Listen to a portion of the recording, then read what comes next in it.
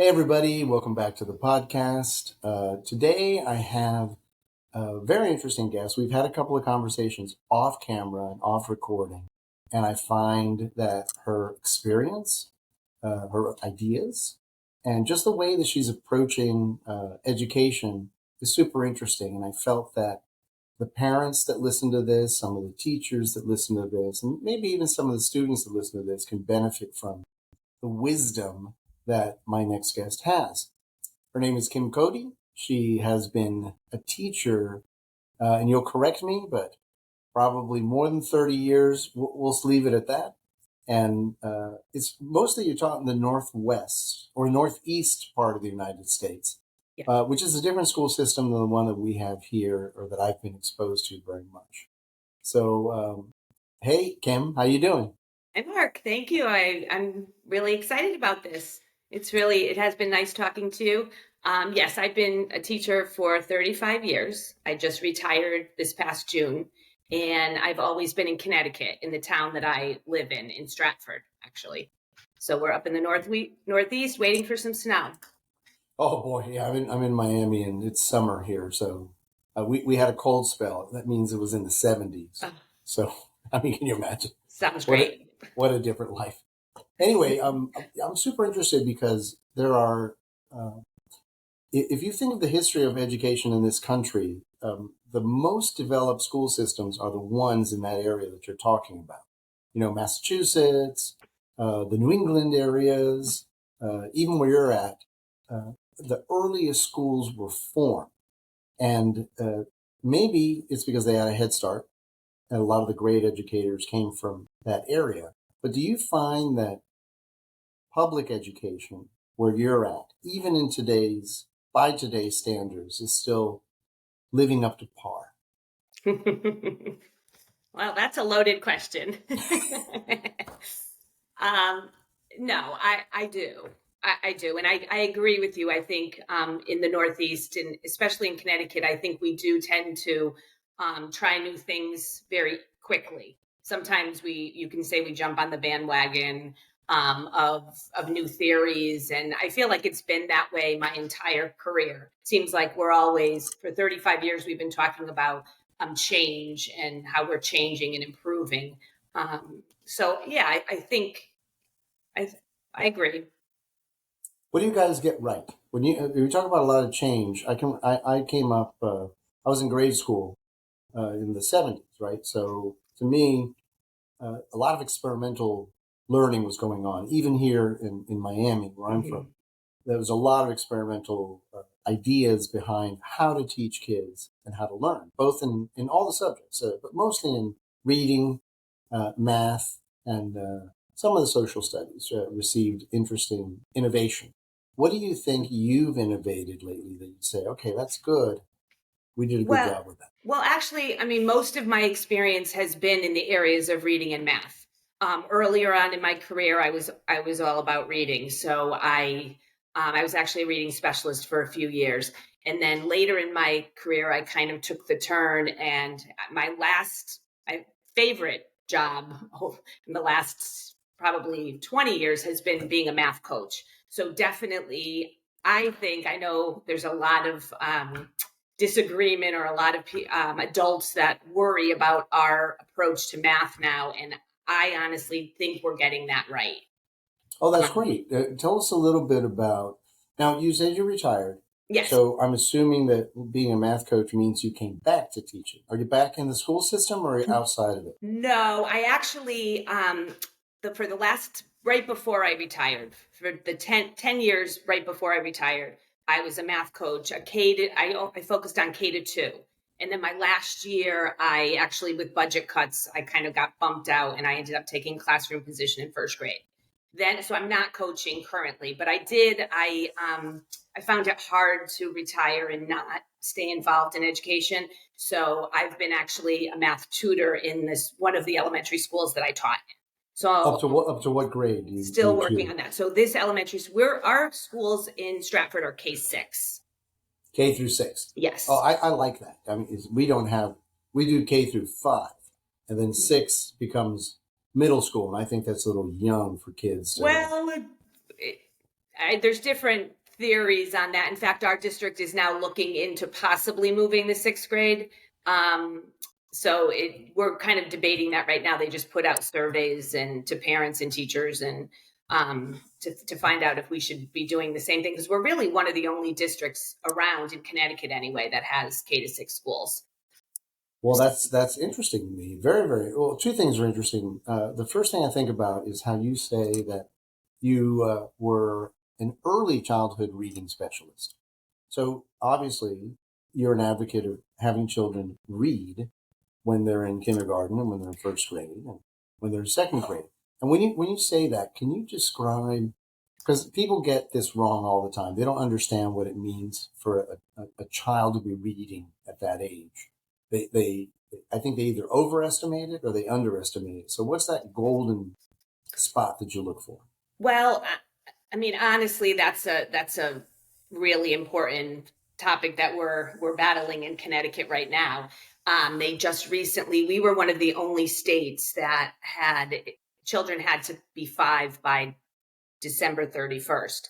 And we just passed a new law so that now they have to be 5 by September 1st. I think that's fantastic. Most of my training in college was all about, developmentally appropriate. And I think sometimes we are pushing them too much in kindergarten.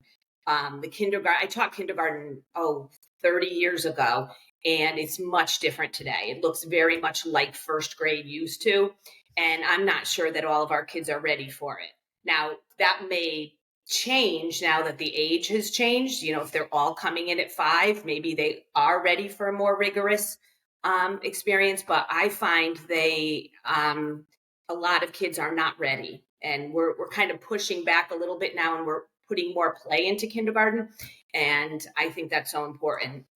Stratford is a very diverse district. So, we have a lot of families where children don't have a great preschool experience. And especially nowadays with computers, and I don't know that they're getting that, if they're playing enough.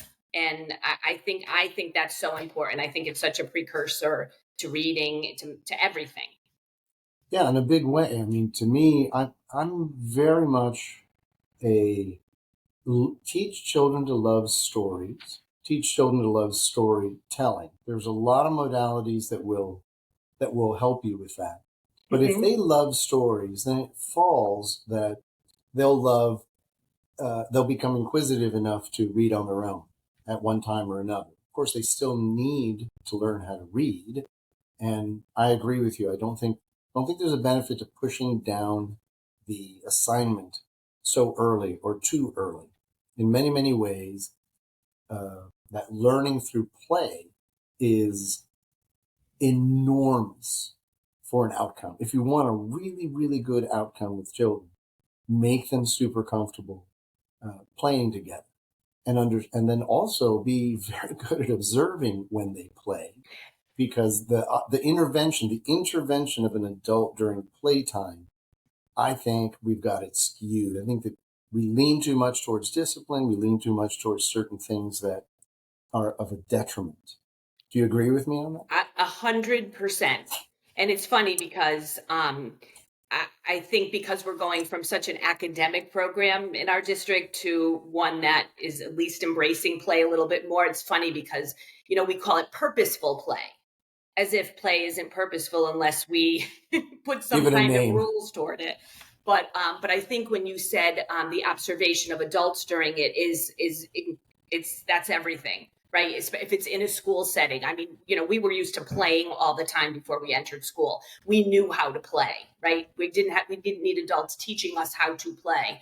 And it's funny because I was in a kindergarten the other day, and that's almost what has to happen now. They had a play center, and they were introducing a restaurant, and the kids actually watched videos and they discussed, well, what happens in a real restaurant? What should our play restaurant look like?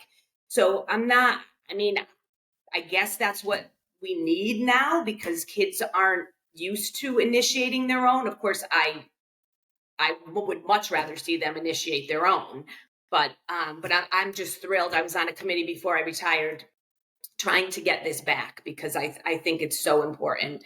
I did some substitute teaching in preschool this year after I retired, and I loved it because it was very play based. And the academics are going to come through that play. They're going to be writing. The kids are going to be dealing with money and all of that. And the social interaction, I think, is so important because we're all about SEL now, right? In school, social emotional learning. And I think if we just approached education the way we used to, and it was more play based, I don't think we would need to teach specific lessons on social emotional learning. I think the kids would learn to problem solve. And I think that conflict resolution will happen naturally, like it did when we were kids. Very much so. And I'm also a fan of, you mentioned something earlier. Let me backtrack a little bit. You said developmentally appropriate. And to me, I think the mistake that we're also making, and we make it probably through a majority of early childhood, is grouping kids together by whatever this dynamic is of, like you said, September or December, these very broad ages. There's a massive difference between an 11-year-old who just turned 11 and a child who's about to turn 12. And if you go backwards, that difference probably gets a little bit smaller, but ultimately you get a really wide. It's like when you aim, when you're off by a millimeter down the mile, you're really way off. And I believe that we should focus more on putting kids together. And if you want to look at how they should be acting or observe them, you need to watch it based on birth date month. The month that they are doing something. It's closer than this very broad, system that puts kids that mature at different rates in different situations. And I find it very interesting that we also have begun to do that with gender a little bit. We change you must allow kids to assemble in the way that they're most comfortable assembling, and then observe them doing those things, and then come back later and apply that understanding that you have to an individual type of learning versus a group learning. I'm a big fan of individual learning. Really, kindergarten teachers should be tutors, not assembling like the mother hen with all the chicks or things like that. What do you think? What do you think of that comment? No, absolutely. And I mean, it's hard because all kids are different, right? Certainly. So are there 4-year-olds ready 100%?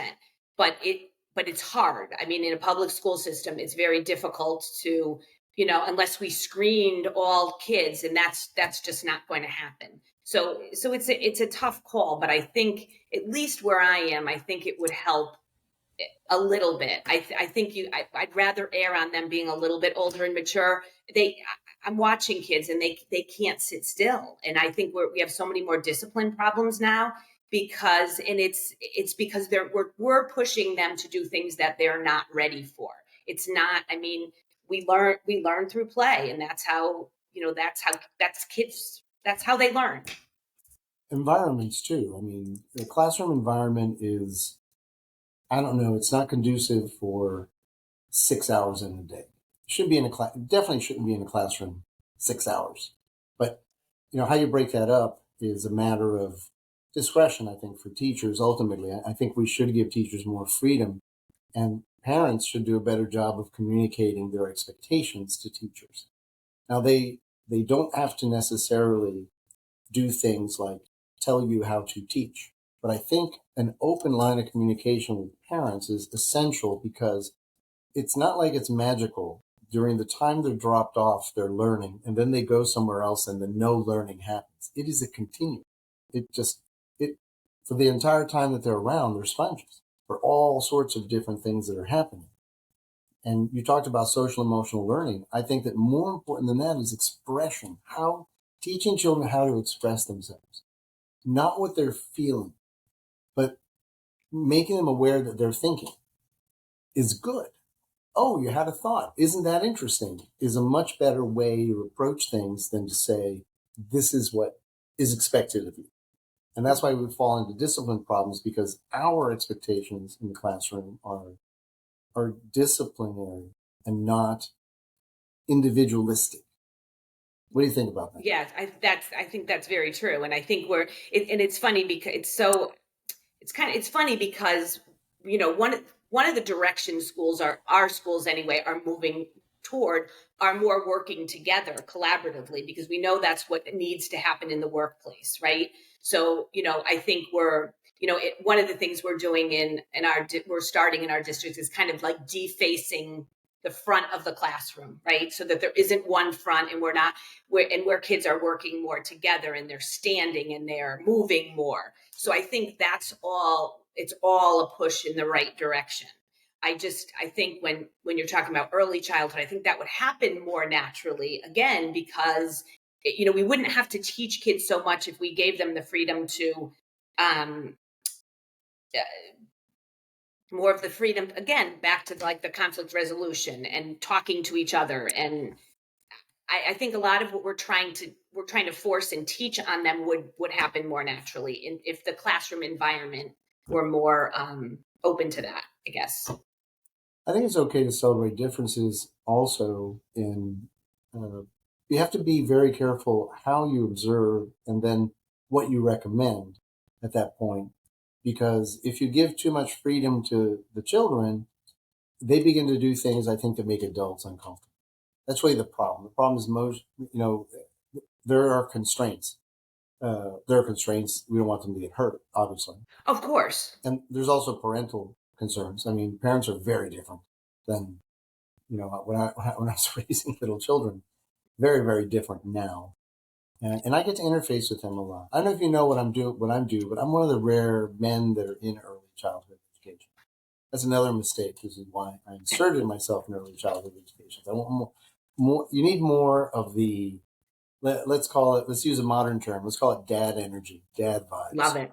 They need to have a adult figure that isn't. That's just allowing them to be kids and giving them a chance to observe an adult comfortable in their own skin.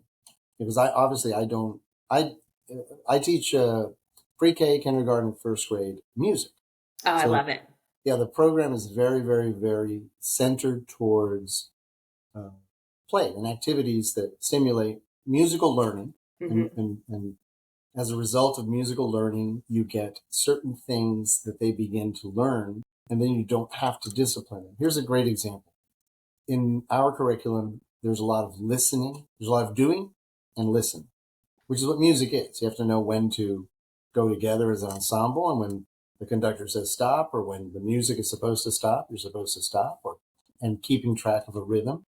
Right. So a lot of it forces them to listen, to stop what they're doing and to listen. And, if you're not listening, you're not learning. And I bet that takes a while at the beginning to train them to do that, I imagine. It's immediate. The minute I do my class, even classes of kids that are disorganized, there's many, many classes that are disorganized. Right. For various reasons, some of them. But no, they immediately, I don't say a word. There's no lecture for me. It's all doing. I don't say, now we're going to do this and now do this. There's none of that. It's not directed. It's watch me model what I'm doing. We're going to have a great time. And by the third time I visit them, and it's a class, they know what's next. They know what to do. They know how to handle the instruments. There was never they need to see a video of what we're going to do, and then let's do it. Right. We're simply doing it. Right. And it's super interesting to me because I also teach a lot of the mix of my kids are ASD, autistic spectrum disorder. So they're in they have a whole other set of challenges academically, but they're indistinguishable from any child. I don't care what developmental stage they're at. When I put their instrument in their hands and we do the class, they're all equal. They look the same. They don't look That's great. like they're out of balance. And so it's pretty interesting. I want to ask you something, because you love education, you love reading. And I don't think we delve deep enough into that, but what do you think about my comment that storytelling and teaching kids to love stories is far more important than decoding words at a certain age. Would you agree with that, or am I Well, you wrong? hit again, you hit another huge, you know all about the reading wars, right? So I started, it's interesting, they say the pendulum in education swings back and forth. So I came into the time where we were just getting rid of we called it whole language, right? That was the beginning, right? And now we're back completely 100% to decoding and phonics first. And even the word balance now is a dirty word in education, and I find that ridiculous. I obviously think there needs to be a balance, and I worry now that we're, there's definitely there's a place for decodable. I'm sure you know of decodable texts. That's what we're using now, and they're much better than they used to be. They way more advanced. They're much better. But again, I worry that we're going to end up in the same place in 20 years where kids are word callers and they can sound out any word, but they have no idea of what the story is about. So I am a complete believer in there needs to be a balance of both. When I was, this is a while ago. I haven't taught reading in a while, but we got to the point where we were reading. I taught a lot of third and fourth grade, and we were reading novels, and they were having book discussions about it. And to me, that's what reading is. And even in first grade, the characters and the stories. I mean, there are unbelievable books, and I think they need, kids need to explore the characters, and they need to talk about them, and they need to um, I always had an author study going on because I think that's so important to learn about the author. And then, yeah, I completely think it's all about the story. And that's where it starts. And you're right. And that's why, you have to read to your child every day. If there are parents watching, there's nothing like sitting in bed with them and reading a story and loving the characters and talking about the book. And I just worry sometimes that, especially having taught in first grade last year, I'm worried that is going to suffer if we're too driven on word sounding out and word calling and decoding. Yeah, you're right. I mean, you have to learn to read, which means you have to learn Mm-hmm. letters, and then you have to learn how to blend them and how to decode them and how they become words. And then Absolutely. that has to happen, but not necessarily in kindergarten, not necessarily even in first grade to some extent. I mean, I'm a my kids went to Waldorf school. I don't know if you're familiar with Waldorf A education. little bit, and I did watch some of your podcasts, and I did have a little bit of I've read about it in the past. Waldorf education is interesting. I like everything else. I don't agree with everything that it does, but I do think that what it gets right is, I'm a classicist at heart. I believe that classic books should be read in school with intention, kind of like a book club, like what you're describing. There are different classic books. You don't have to choose modern books to get kids interested, especially if you describe the story first. All reading assignments begin with, to me, and I've taught third and fourth graders, middle school, and I even tutor high schoolers when it comes to catching up in reading. And there's a lot of what I do is I introduce the story to them. I say, this is what you're about to read. And there's no spoiler to it because what I'm actually doing is teaching them how to consume a story. This is what's lost now, the consumption and the understanding of the words that are on the page. And then the many different ways that those words can be interpreted from, the point of view of the author, the characters, the reader. And there's also a very interesting level of things. I love telling stories because there's a different way of understanding things when it's oral Mm-hmm. to where it's when it's visual and the voices are in your head. When you are creating the voices in your head through reading, it's so much more beautiful. It's so interesting. But if you don't teach kids to read and with fluency, Right. really word fluency is the trick. Most kids lack that because they're not storytellers themselves. Well, it's not their fault. If you teach kids to be storytellers first, then reading with fluency that's completely natural. What do you think of that? No, that's true. We did. I remember doing a lot of readers theater and to build their fluency because I felt like that helped. They had to know the character so that the intonation was right and they could sound like the character. So I think that helped a lot. But certainly storytelling, and that should be going on in preschool, right? I mean, kids can Very tell much so. stories at a really young age. Well, getting back to it, that's what Waldorf gets right. That's what they do. Every lesson is applied and given through the lens of a theme. And I'm these sorry, through themes the lens of. of a theme, Oh, gotcha. it's thematic. Hmm. So in, let's say first grade, the theme is, fairy tales. So your entire year, everything is taught through that lens. The classic fairy tales are read to the kids, the stories are told. When they're learning math, it's a character from a fairy tale Right. doing math. It's a very art forward education, which is something else I think that's lacking. The dry academic, when kids can't sit down for 6 hours, class after class, and receive dry text that they repeat back to you, and that memorization is really what they're taught to do. I think, like everything else, they want to consume something that's worth consuming, but that can only happen if you capture their imagination. So, imagination plays a big role in learning, and Waldorf does a super job at doing that. The way they describe it is, think of your hand as the necessary storytelling to fit a glove on. If you put a glove and just throw it on a desk, it looks like a hand, but it has no meat or structure. But if you put it on top of something that's already formed, now the glove functions properly. It's a nice little metaphor. I like that.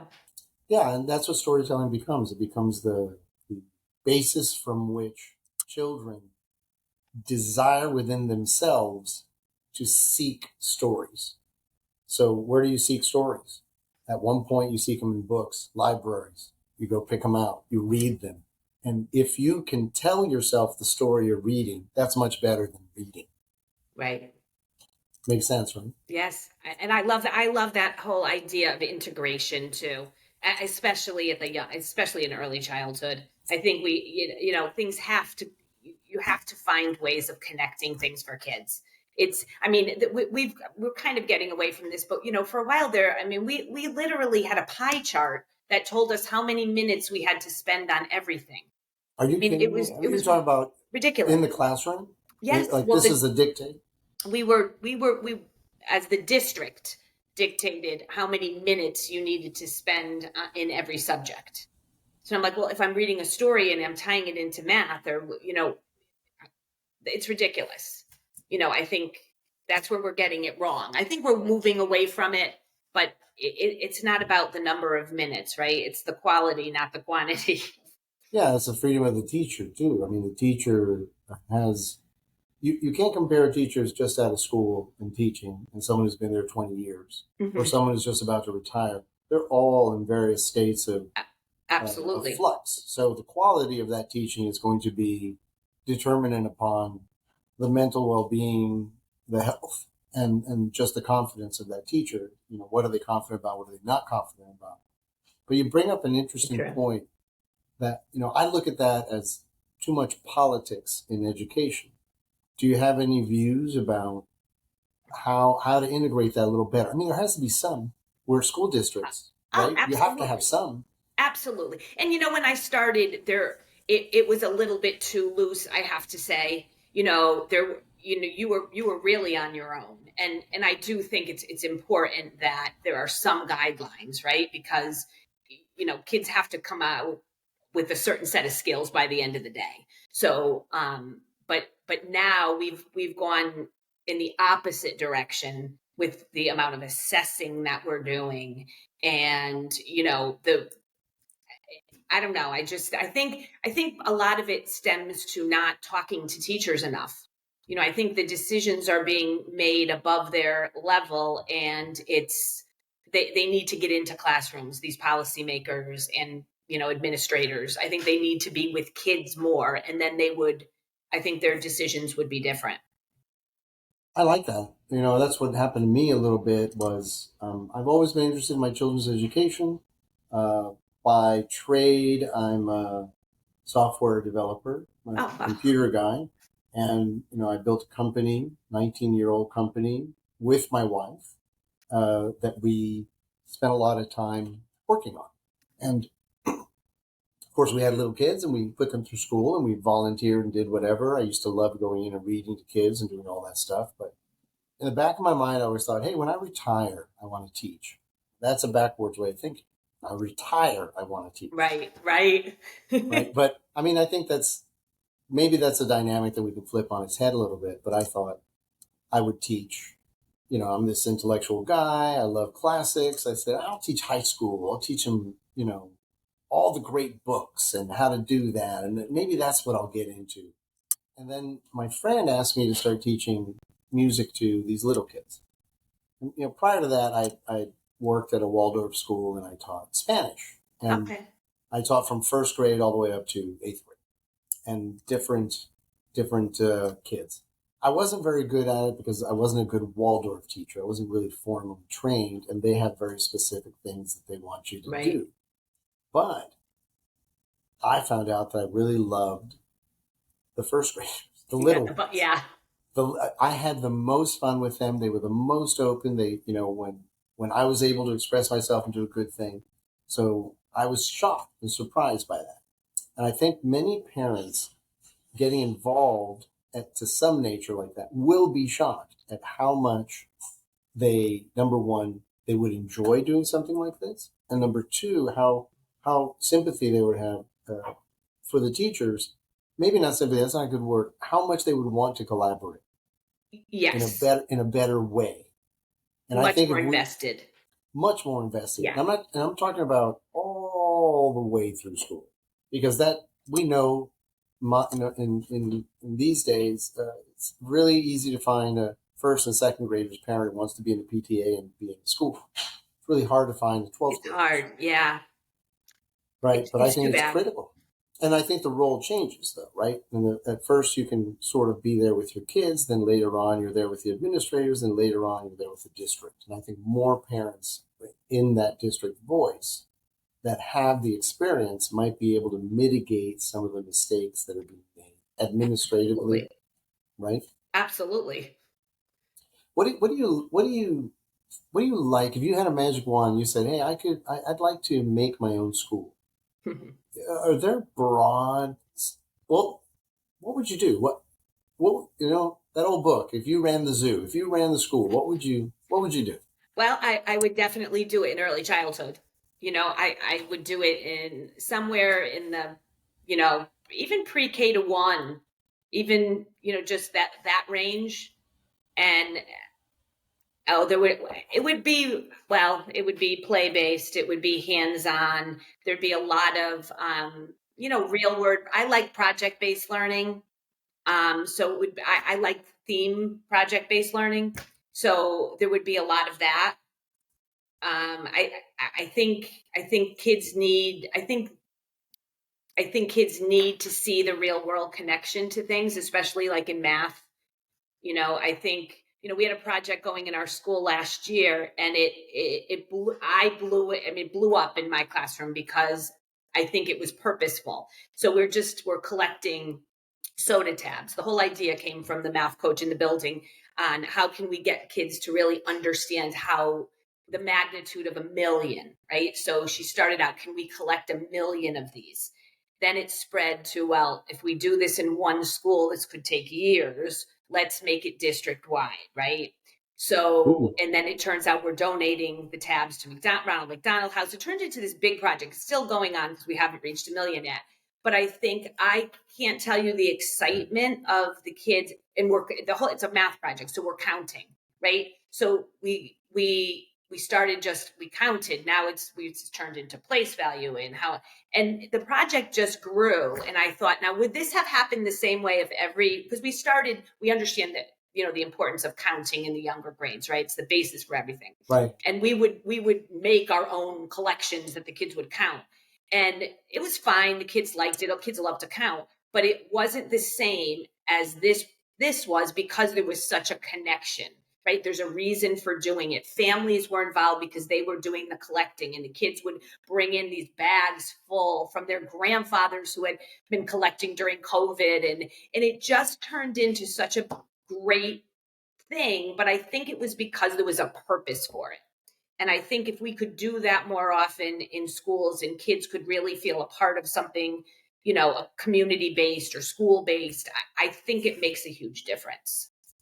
Oh, I agree with you. Kind of got off topic there a little bit, but no, I don't think so. You made me think of what would I do, and I think about that all the time, and saying, oh, if I went to preschool, I think this is everyone didn't buy in, but I feel like it's so important. You answered the question exactly how I expected you to, which is you're a very action-oriented person as well. So it's very hard for you to sit down and say, well, here's my checklist. Instead, you said, this is the general vibe I'm going for. And, by describing it the way that you did, I think you fill two voids. That first void is, there is a void in the family right now, generally. There's a lack of cohesiveness between parents and kids because parents are busy. It's not their own fault. It's just something that happens. And also, I think that there's a generation of parents out there who were never truly taught to have a robust inner life. They have a lot of material external things to judge whether or not they're doing well, but they don't have many internal things that drive them and help them understand if they're okay or they're out of balance or out of homeostasis somehow. And if there's anything that a parent needs, is you need to have a really strong, powerful inner life. You have to be thoughtful. You have to be mindful. You have to do things with intention. In other words, you don't simply do things off the cuff. You do it because you intended something to occur or a connection to be made. And most parents are scared to death, and they don't have that until they mature. And by then, they've missed out on some really, really juicy years. I mean, before a child even turns 4, there's a lot of really great things that can happen in that family dynamic. But you, by putting together this project, did two things. Number one, you created an immediate connection at school. You create a secondary connection at home. And a third one in the community. Now, this is as far as I'm concerned, it's a triple, and it should be just a home run when you're able to lock all of those things together. I don't think we have a chance to do that retroactively, but I think moving into the future, we should definitely make it a goal. What do you think?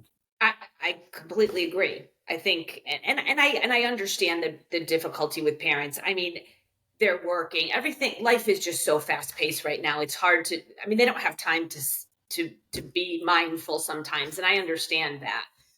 But it does make a difference. It really does with their children and their education. And I think so. I do think that's like our teachers and schools' responsibility, though. We do have to find ways of connecting. And this one just happened to be super easy, right? All we're asking, is when you drink your Coke, pull the tab off. But I think we need to look for more things like that. Yeah, it's a snowball effect, though. Mm-hmm. That's that inner life I'm talking about. These levels of consciousness that are happening right now are stuck at a certain point. Some of it has to do with social media and the fact that we're staring at screens. Absolutely. And kids are staring at screens. But I don't like to scapegoat that too much because, at one point, even the TV did it. All sorts of stuff that we grew up did it. It's something else. It's something deeper. It's a different disconnect that I think it's easy to find scapegoats everywhere, including the parents, but I think that we need to spend more time in education, educating parental expectations. I'm not talking about, I need you to help me, I need you to help your kid do homework and do this. There, it just doesn't work that way. That's not what I mean. What I mean is, at one point, you and I, we had a silent agreement when we were coming up in school, and everybody was in on it. Nobody needed to articulate, but the policeman at the corner had that idea, the teacher had that idea, the parents had that idea, the politicians had that idea, and there was a silent cohesiveness to it, Mm-hmm. which has been pulled apart, and now we're just a bunch of strings, and that's why we don't have this cooperation that's necessary for learning to take place. That's also, I think, why places like the districts you're talking about do a lot of experimenting with education because they're uncomfortable with things not being good or okay. And I think that's kudos. Hats off. We're doing that here in Florida too, but it's very divisive. It's very, right now, so many things are binary that don't need to be uh, left or right or opposing or things like that. But it happens quite a bit.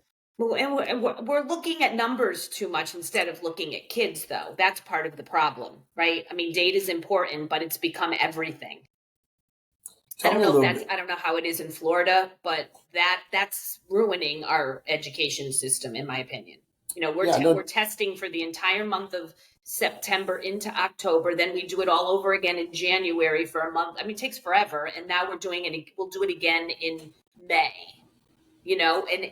And some of it I understand is important, but could we just look at the kids, walk into a room and look at kids, and you'll know right away what they need if you're looking closely enough, instead of looking at a screen and looking at numbers and who's in this column. And I don't know, it's another one of my little pet peeves. Yeah, I mean, it's accountability. The chase for accountability has its, the solution itself carried too many problems. I mean, obviously you don't want bad teachers, but when you try to make everyone accountable for everything in a certain way, you lose sight of the most important thing, which is the kids. Suddenly, testing is really crazy. I mean, you're calling it assessment, but I'm assuming Yeah, we're talking about the same thing, right? yeah, and it's on a computer now, so it's not even pencil paper, and we're putting 4-year-olds on a computer to determine what they need. It's silly when you could just walk in and watch them play for 20 minutes and you would know what they need. Oh, 100%. I mean, I walk into my classrooms and without fail, 100% of it, the children are happy to see me. There's a roar, hey, and then they run up to me and they want hugs and they seek a deep, deep, deep connection to what's about to happen. And I say to myself, I say to these teachers, I say, look, we're just this. I'm doing a little part of it, but it's a model because they want to connect like this. They want to connect with everything, and you'll notice when my classes, they're 30 minutes long. There's no interruptions, and that's all we're doing. And then you put it away, and you do something else, and you never start something until you finish something, and the importance of listening is the main theme of the entire time I'm there. Listen and then we do. Listen, we do, listen and do. And I think that's missing a lot for kids as they get older. When they get older, they get into trouble because no one really taught them to effectively listen to instructions and then do. And right? 100%. Now we're talking about math. Now we've entered your math domain. What are people getting wrong with math, in your opinion? Well, I think we have this list of standards, and we're unfortunately expecting everybody to reach them at the same time, and that's unrealistic. So I know where we are, we have this intervention time for kids who need extra help, but I think we're just not, we don't give them enough time. We keep moving, right? So we move on with the curriculum, but we pull back and we give kids extra time, even though math is a progression. So that's another thing I think we're getting wrong. Um, I think I don't know, it's another area that it bothers me because and now even being back into a school and tutoring and, I'm seeing it more and more. I mean, we, that's what we're doing. Okay, so let's talk about the kids you tutor. What do parents perceive they're weak at, and what do you find they're weak at, to your estimation? No, obviously you're a tutor. You're being hired to fix this weakness and all that. Now, Well, it's a little bit, the tutoring's a little bit different. I do a lot of pushing into classrooms and helping teachers too. So I don't have, just certain kids I pull out all the time. that's Our interesting. model is different because I'm pretty much with the younger kids also. But I think, we need to build, they need to have need a number sense, and we need to build that. And they need time for that. And I think, again, there's too many standards at every level, and some kids can make them, but all can't. And I think so many are getting left behind because we keep moving forward. And I don't know, do we all need to be at the same place at the end of the day? I think that's unrealistic, but I think that's what we aim for. We And do. Are the standards arbitrary? Do you find that the standards are arbitrary? I don't think they're arbitrary. I do think I'm not opposed to the progression that they go in. I just think there are too many for one school year, right? I mean, if we looked at things more as maybe in bands, like, okay, but by the end of second grade, here's where we want most of our kids, and we gave them time, but we're just trying to accomplish too much, and I think in such a short period of time. And some kids need longer to learn. I wasn't a good math student at all. I think I would have been better if I were taught the way we're teaching now. I think we are doing a better job. It's more hands-on. We are trying to build an understanding first, and I don't think we learned that way. I think we were told we were given a set of procedures, and we were told what to do first, what to do second, and we had to just do it without. And I kind of need to understand things in order to be able to do them. And I think we're doing better at that. But I was also the kind of kid that I needed a little bit of extra time. You might be able to accomplish something, learn a lesson in a week, and I might need 3. And I don't think we allow for that in a typical school. Yeah, it sounds to me like time is something that you're really cognizant of, and so you're, to some extent, you get a chance to see how that little slider rule, there's too much of it in some instances, there's not enough of it in other instances, and the loser is the person who's trying to keep up Catch up. with that time, to work with those time constraints. Right. I don't believe in timed tests, but I do believe No, we don't do that anymore. But they don't. Okay. No. Good. Well, in early in life, it's not bad to have things that are timed for the motivation of it, but not to assess whether they know it. Right. Well, the thing is, it motivates some and it causes anxiety in others. So it's hard. Correct. You're right. Some kids thrive off of that and it works. But for others, it causes, it's counterproductive. So that's a hard one. But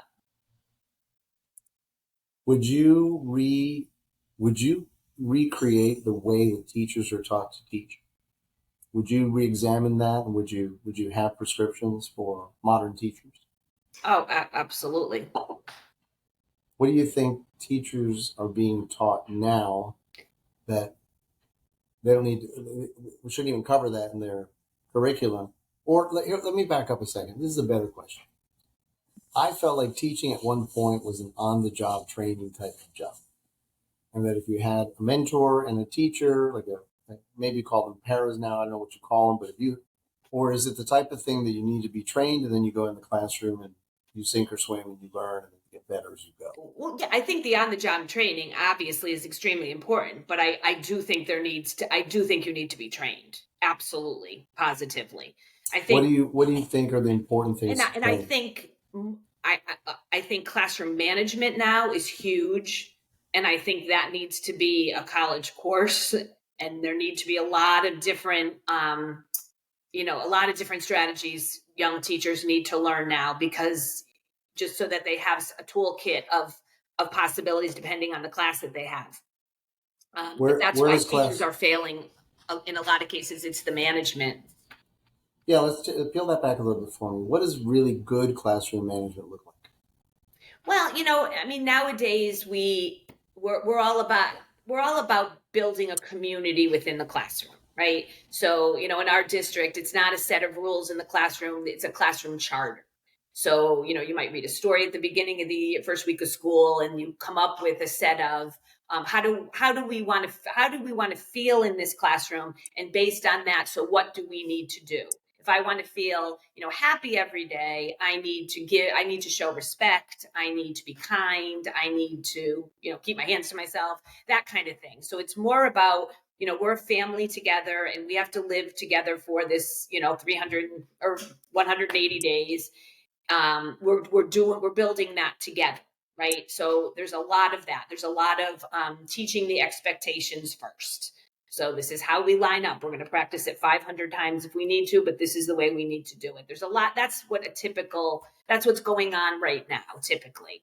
But there's a lot. There's more discipline problems now than there was when I started. And I think, I took half a year of management and it worked for me then. Now I even need some new strategies, What especially are as a some of the? substitute teacher. Yeah, every time a sub comes in, it's very hard because they've been the entire day or most of their day. Um, I don't know, wild range kids just doing whatever they wanted to do. That's kids want boundaries. Kids like boundaries. They want them to be fair. They want to understand them. They want to be a part of it. Mm-hmm. I think that works a lot. But I don't have discipline problems in my classes because they're just so fun. It's such a Well, fun well, that's thing. part of it too, though. You're right. You're right. You know, the I have to say the discipline problems that I had, like going back as a first grade teacher, were more when I was expecting them to sit and listen to something that had to be like explicitly taught, right? If I were doing like a math activity where I gave a really quick direction, it was more problem solving, right? So quick direction, all right, go off. I'm going to randomly give you a partner, go off, use your whiteboards, figure it out, and then we'll come back. I did not have any problems when it was an activity like that. So it absolutely has to do with how engaging, the lessons are, and whether the kids are connected to them. And You make a great point because if someone were to just drop into a classroom and the kids were wild and going all over the place, but things were getting done, I don't. I'm not. I think painting a realistic picture is important in this part of the conversation here. It isn't that that there is no organization. It's the quality of the connection between the kids and what's getting done during that time that I think is important.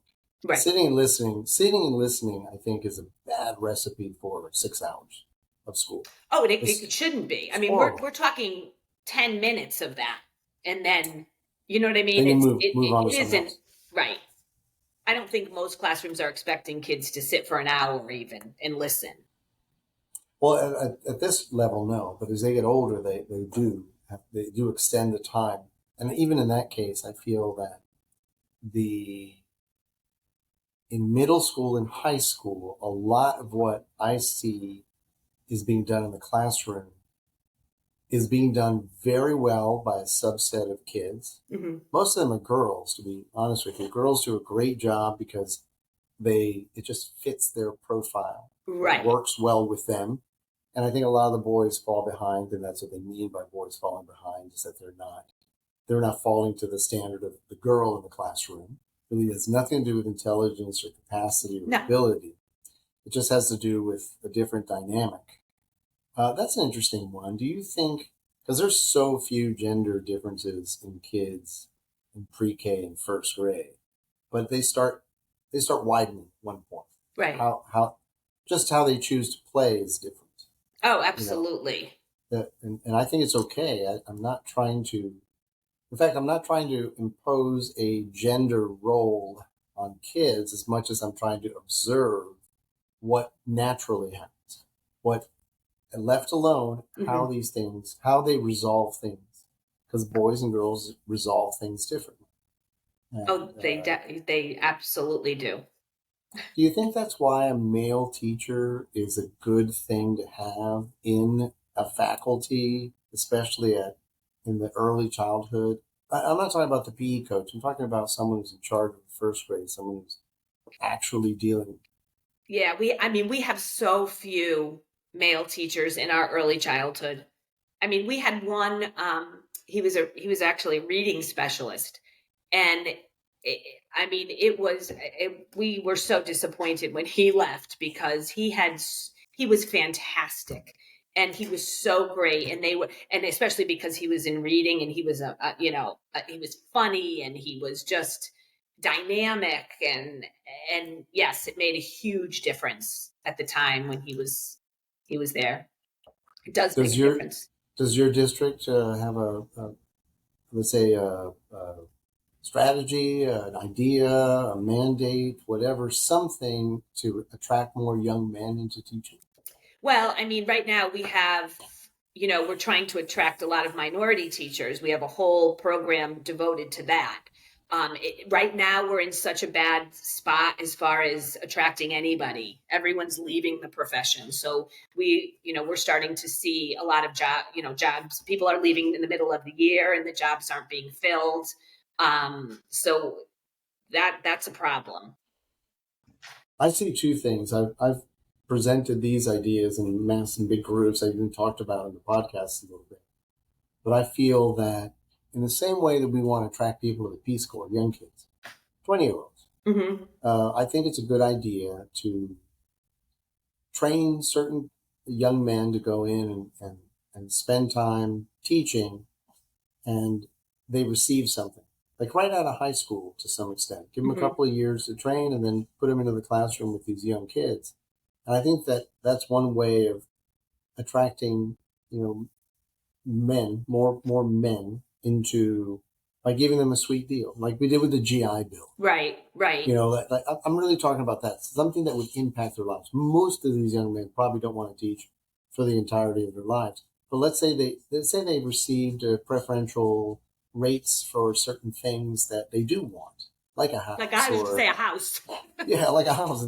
I mean, I just think that if we teach people to trade off with things like that, we're building better communities and better people.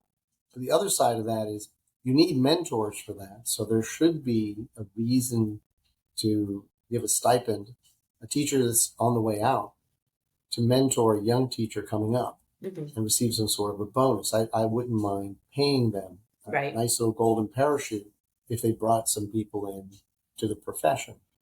And then lastly, guys like me, guys that are retiring, going back into teaching, I think that's a wonderful way to clear the space in the rest of the economy for young men.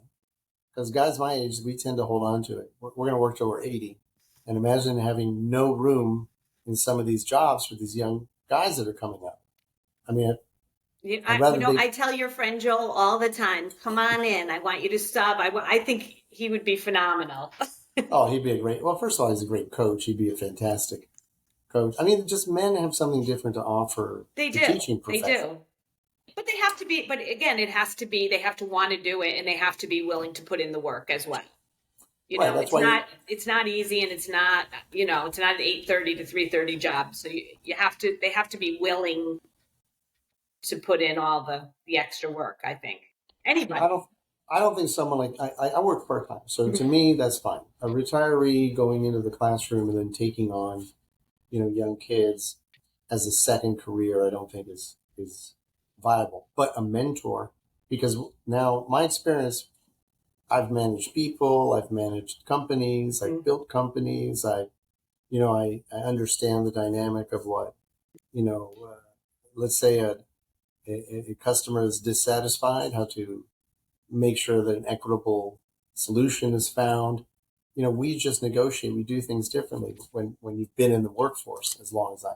And now that you're talking, because I've had to do some stubbing in the last few months, and I think that would be phenomenal in like maybe grades 5 and 6, because I'm finding that's where we start to lose them, right? Yes. And there is a man that just took over for a teacher who left on maternity leave, and he's taking over now, and he's young, and he does have a great relationship with this, the 6th grade. That is not easy. I last 10 minutes in there and I'm out. But he has, I've never really watched him or observed, I kind of am never in the room at the same time. But you make a good point, and I think maybe that's the sweet spot, that age of when they're just 5th, 6th grade. That would be, to have some good male role models would be great for them. Oh, absolutely. And you get a few of them in middle school, and then there's a lot of male teachers in high school. Right. That's why you see yourself there, and that's not a problem. You're close to being a professor at that point for some college or right. university. It's a whole different dynamic. But I think middle school is also a time when a different type of male teacher is necessary. It's kind of interesting because the trend I'm observing is this increase in homeschool. A lot of it. I homeschooled my daughter through middle school with my wife, and we did a very, very robust job of spending time with her and teaching her to our own. Like, we invented our own curriculum. We did everything. She went in and tested through the charts. When she decided this year to go into high school on her own. She said, "Oh, let me go to a public high school." Let me see. She wanted a social life. She wanted a different. Right. Now, as a freshman, she's going into. She did. She went in as a freshman, and there were challenges in the school system. I found a lot of absenteeism with the teachers. There's a lot of absenteeism. Teachers are missing time, and I think that's a legacy of what you're talking about. If you grind it out till that point, and you're 20 years, 25 years in, and suddenly these last 5 years that you're teaching, you start taking. I'm going to take a little more of my vacation time, or it's. I don't want to blame. No excuse. I don't agree with that. I don't like it. That bothers me. It bothers me too, and the fact that the kids deserve to have a teacher there that's very, very, very motivated, and maybe that's part of the problem is we don't motivate teachers properly because we don't understand them. I think there's been a falling apart between the administration and teachers in many instances. Schools at work do a better job of that. What do you think? They're not listened to. I think that's the biggest thing. Quiet quitting. Sorry, what was that? Quiet quitting. These teachers are quiet quitting. I think it is. Some of them are. Yeah, I mean, it's funny because even the way I now, after all these years, you look at the curriculum going back and forth, and you see problems in. Okay, so there were some problems in the way we were teaching reading. Okay, we had to fix that. I feel like we lose so much time because if they had gone into classrooms 10 years prior and asked the teachers, they would have told you, because teachers are smart people and they know they're working directly with the kids. And I feel like, and then if you become one of those teachers that speaks up a lot, right? And you become the negative one, or you become, or we're not listening to her anymore, and they roll their eyes. But, a lot of times those people, if you listen closely, it's not about being negative, but they see a change that needs to be made. And it's just, and then 10 years later, all of a sudden someone comes to that realization. And that's why education moves so slowly. Yeah, it's here's an interesting point that you're making to draw a line between that. It's kind of like, right, they're tired of not being listened to, so they're moving along. And then the recruiting problem is because there's a whole generation of people that don't see that as an attractive way to spend their time. Right. And suddenly, by not being able to fill these voids, homeschooling goes up, right? Homeschooling goes up because I think we all understand that education can't stop. You can't stop doing No. it. You can't say, oh, my kid's not going to read, or, all these crazy things that ultimately these scenarios that become painted because the solution isn't being top down. It's a bottom up solution. Right? Mm-hmm. Homeschooling is a bottom up solution. We need the kids to learn, and parents are filling that role to some extent. Right. And And when that's possible, I mean, I have a former student who's homeschooling her two children, and I see it on Facebook, and every day I'm amazed, and I think how lucky those kids are because I can see they're getting an unbelievable education. yeah, it's when it works and you're capable of doing it, it's fantastic. But it's not a large scale model. No, it's I mean, not viable for most people. It's just oh no not. way, it's super small percentage. Mhm. However, the what's learned from the success of homeschooling can be investigated and brought in and said, well, maybe some of the interventions, the modalities, the ideas that blossom in the homeschooling environment can be brought to a more public forum and to a wider, adapted. Well, absolutely, because I mean, then you're back to right. I'm assuming your kids lead the way in most cases. I would think if you're homeschooling, right, you find your child is interested in something, and you can go 100% into investigating that, right? But most of what you're doing is real world, right? And the pace is different, and it's manageable. It's There's agility yes, attached to it. yes. I can make a move, boom, and I can say, this wasn't working. Let's scrap it. Let's move on. Whereas when you're in the school system, like you said, there's so many mandates, there's so many things coming down from other places that agility is lost. Mhm. And I think the people that suffer in the immediate are the children, but Absolutely. over time, it's also the teachers, and ultimately, it's parents and society. Hmm. I mentioned earlier that my wife and I have a company. What we do is we deal with parents that are at risk. We have a family dynamics course, family stabilization course that we teach adults. And part of it is what I've learned is most of the mistakes that are made by people are because they were afraid and they didn't have, let's say, a good strategy to approach it, and they let it just sit and fester or rot and become a bigger problem than it is. And that's in most cases. And all of it derives from confidence in themselves and a True. lack of understanding of what the next steps are that need to be taken. So, in some ways, there are next steps that need to be taken in schools and in school districts. What's the biggest next step that you see a good school district needs to adopt to maybe shoot into the future, maybe from your benefit, from your wisdom? Well, I think the one size fits all doesn't work. I think there needs to be a different structure, kind of getting back to what I was saying before. This teaching all kids the same thing, and I mean, not that I want to go back to like, grouping the way we used to, but I think there needs to be a little bit more of that in order to meet all kids' needs. There's got to be a different structure. And maybe it needs to be more cross grade. We keep kids in a certain grade level, right? But if they're ahead of that, why couldn't we put them with that next grade for a certain area? Or if they need a little bit of extra help, why couldn't we put them and group them differently so that they can get what they need?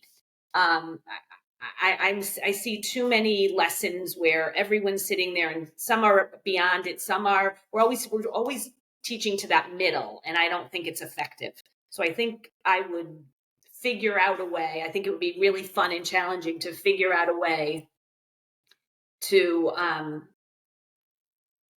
to figure that out and make sure that more kids' needs were being met. Like that's what you can do with your homeschooling. Even if you had 3 kids or 4 kids that you were, children that you were homeschooling, right? That's what you're going to be able to do. You're going to be able to individualize their learning a little bit more.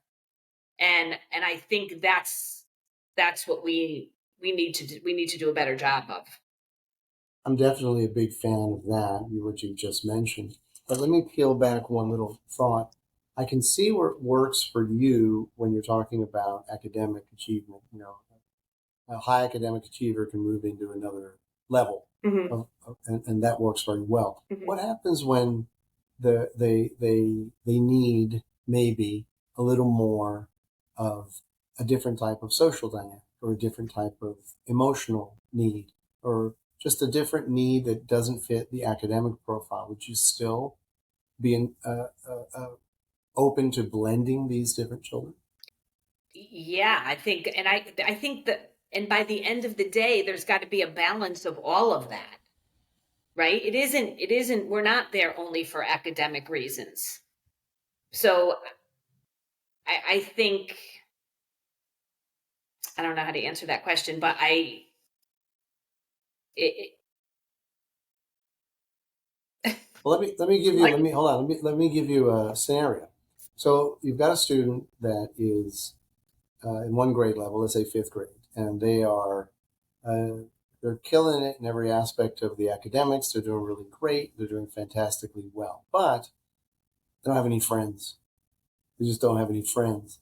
And maybe that fifth grader would benefit from going into a third grade class and helping them. And then their own understanding of how to interact with people is different, because the third graders now look up to this person or right. have a different dynamic. And suddenly the prescription that that child didn't have in fifth grade, where the danger was that child was going to be isolated, although doing phenomenally well and probably on track, was missing something, right? So now bring her into the third grade, or him into the second grade, and suddenly these dynamics, these ideas shift, right? Yeah. And that if that works there, it can work in middle school too.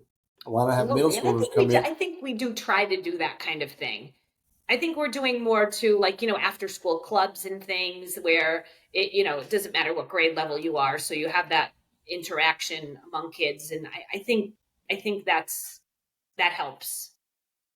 Certainly, certainly. I mean, obviously, it's encouraging that those needs are at least identified, and that there are some modalities to have those things met.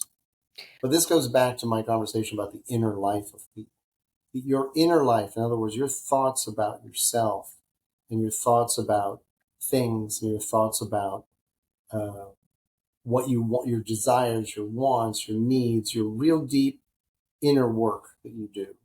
It happens at every level. And I think that to some extent, materialism has pushed that back Mhm. in a great deal. I mean, this is very apparent in modern feminism, right? So I was just listening to a great conversation, had a really good conversation about feminism. And I said that if you're talking about Charlotte Bronte and her feminism, which was what they were fighting for at that time in the late 1800s, was saying that a woman's thoughts and desires and ideas are equal to a man, and they should be, and because at that humanistic level they should absolutely be weighted entirely the same. That's what I want for my daughters and my wife. Of So, course. right.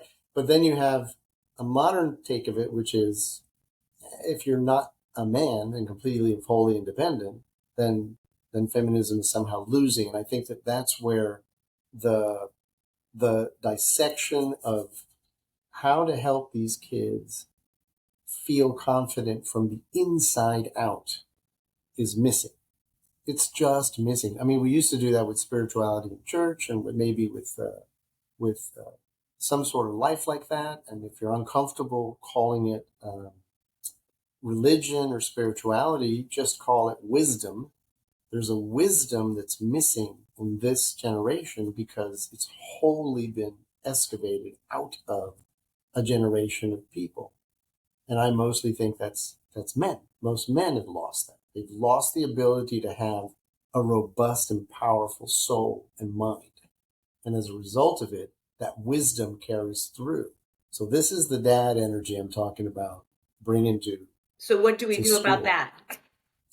Well, we raise men and women to understand that they are compatible with each other, that they're not adversarial to each other, Hmm. that this isn't a rat race. This isn't a race for materialism. It's not who has a Lamborghini or who's wholly independent.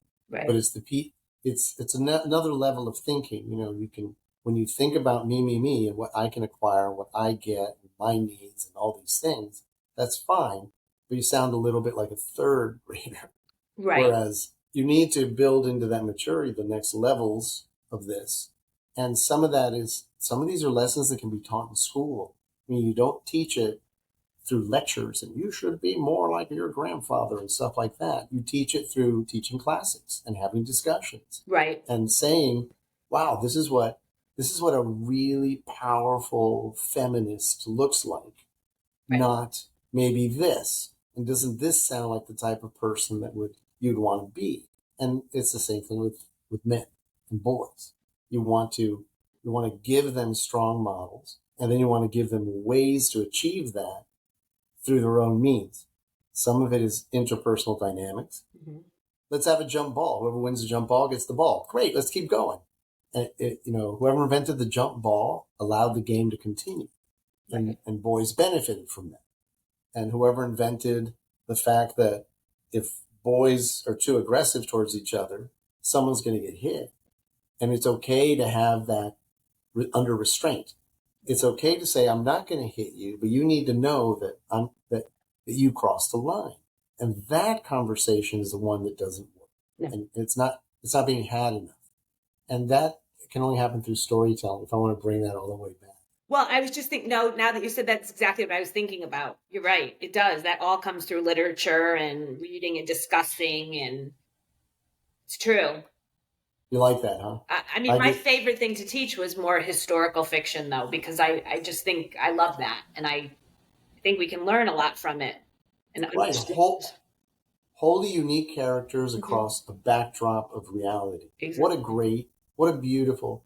And I think that the mistake that most people make teaching the classics is that they're all science fiction novels. If you think about it, they're all these, because if I start reading about a 16th century, man in Venice and, his Jewish counterpart and start reading these words and do all that, there's an alien to me. I may as well be talking about some guy from another planet who came down. And that's really where modern education, I think, misses the boat in its own ability to look at creative ways to introduce children to classic literature and not lose them. Right. And part of it also has so many lessons, because when you read a classic book, when I taught my girls classic books, both of my daughters, I taught classic books to. There were so many words that had to be, let's stop, let's define it. Well, is that what it was really like in that time? Well, let's look it up. Let's figure it out. Right. There's so much more. Suddenly a history lesson can become a math lesson. Suddenly a math lesson can become, where did that word come from? Right. And also this whole idea of separation of things, it blends itself better when you begin to realize that not everything is derived from that thing that's making you uncomfortable. Right. That's true. Someone using the word axe versus ask makes you uncomfortable, makes them sound a certain way. But in reality, that word for many years through Middle English was spelled that way and said that way. Right. So the same intellectual people that you think are geniuses said, let me ask you something. And they didn't seem ignorant. And so suddenly it's like, well, what are you talking about? Well, let's have more of that discussion. And there just isn't enough of that from a young age, without getting into the politics of things through high school. We would benefit more from that type of storytelling. Yeah, no, you're right. You're right. Well, listen, it's phenomenal to meet you. I loved our conversation. Did you have a good time? I did. I mean, I love talking about all this stuff. Me too. Me too. Yeah. That's why I started this podcast. I definitely love the fact that we're very different. I think we see eye to eye on so many things. What I mean by different is that, we're not just different in that you're going to freeze if you walk out the door and I'm going to sweat coming out the door. But, having lived most of your life in the Northeast and me here in Miami, which I don't even think qualifies as the United States. I don't think Miami might be anomalous to the rest of So finding Let you people. know I'm coming in a couple weeks. I'll see. Well, is this your first time here?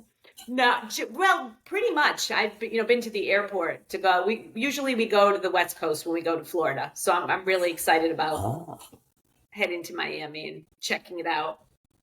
Me too. I hope we have a chance to meet face to face. Yes, that'd be wonderful. That would be wonderful, and I hope you will join me again. If you like this enough, I would like to have another conversation with you. How do you feel? Sure. Anytime. I have a lot of some free time now. Well, tell you what, I'm going to stop the recording and stay on for a few minutes so we can just chit chat. Okay. And but I want to tell everybody thank you for listening in. And as always, if you have any questions, leave them down as comments, and I'd love to follow up with you guys as well. So, thank you very much, Mark, and I appreciate all your listeners.